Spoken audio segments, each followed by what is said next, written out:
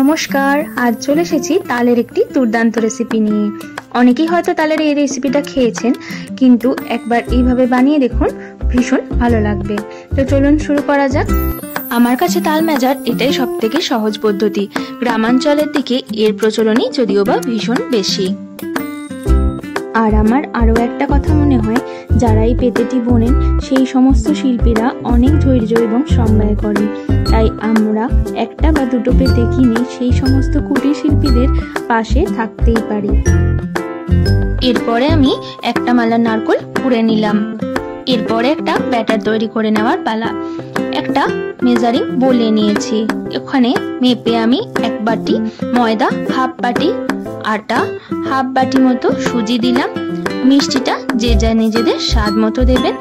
আর দিয়ে দিচ্ছি পুরো যে মালা আমি কুড়েছিলাম নারকেলটা, আর দিয়ে দিলাম কাজু আর মৌরি। আর আমি যে বাটিটা ইউজ করলাম সেই বাটির মোটামুটি 2 বাটি মতো তাল দিয়ে দিয়েছি।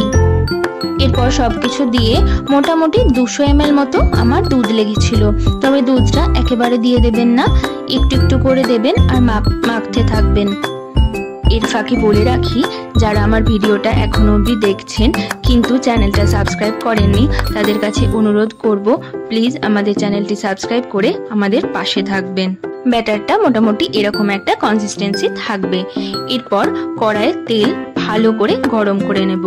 গরম করে নিয়ে এরকম একটা ডাবু মতো চামচ নিয়ে নিয়েছি, যাতে মালপোয়াগুলো বেশ গোল গোল মতো হয়। আর একটা জিনিস অবশ্যই খেয়াল রাখবেন, একের বেশি দুটো মালপোয়া যেন দিয়ে না দেন, তাহলে একসাথে লেগে যাওয়ার চান্স থাকে। তো কেমন লাগলো ভিডিওটা জানাতে ভুলবেন না। দেখা হচ্ছে পরের ভিডিওতে। টাটা।